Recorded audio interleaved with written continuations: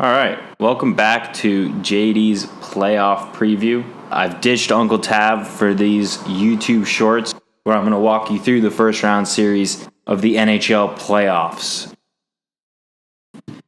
And so this edition is going to be the Washington Capitals versus the Carolina Hurricanes.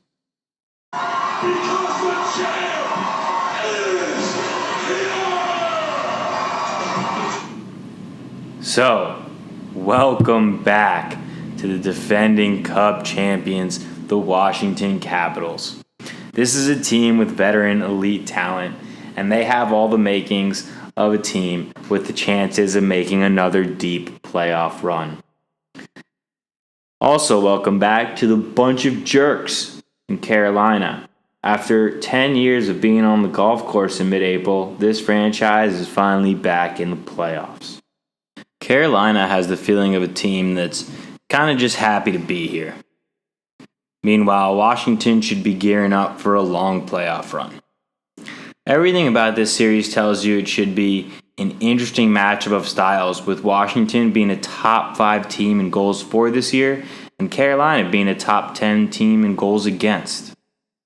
So, what's Carolina's key for a big-time upset? Well, if you don't know much about Carolina because you don't watch them, the key for them is their depth on the back end. That should allow the Hurricanes to stay well rested throughout the series. Carolina's young D-men must use their mobility to keep this Washington team at bay. If Carolina's defense can disrupt Washington's offense at their own blue line and then transition that into offensive opportunities, this team has a chance to be a big-time upsetter of the defending Cup champions. Carolina's X Factor. Well, let me give you a name some of you might not be aware of. Those of you who follow hockey pretty closely will be aware because he was available at the deadline, yet nobody was able to pry him away. That is Michael Ferland. He's a tough motherfucker. And Carolina chose to keep him as their own rental. He needs to be able to set the physical tone for the Canes in this series. Ferland is a guy who's going to be looking for a Tom Wilson-esque contract at the end of this season. And this will be his chance to prove it. Carolina is going to need Ferland to neutralize or match Tom Wilson's effectiveness physically. This is something he did with great effectiveness when he played for the Calgary Flames against Vancouver Canucks in 2015. He got all over Kevin Bieksa, all under Kevin Bieksa's skin, to the point where Kevin Bieksa was giving post-game interviews calling him irrelevant. Clearly, he wasn't. Calgary won that series in 6. Carolina's MVP. Easy one for me. Mr. Game 7, Justin Williams. If they win this series, I have to imagine it will be in 7 games, and Williams will have another epic game, adding to his own legend as one of the most clutch players in the NHL. Moving on to our champs, the defending Cup champs. Washington's key is going to be to play a solid defensive game like they've been doing for the past 2.5 seasons. And they're going to need to dominate this series in terms of shots.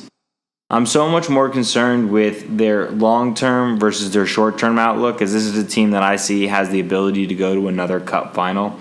I want to see that physical and fast Washington forward group get pucks deep and get after this Carolina defense, and I want to see them be able to play a tight system where they're able to score and lean on their elite offensive talent. Washington's X factor for me is going to be Holtby. Which Holtby shows up? Is it the good Holtby or is it bad Braden? I don't know. When he's good and this defense keeps teams out of the slot, he can look absolutely marvelous.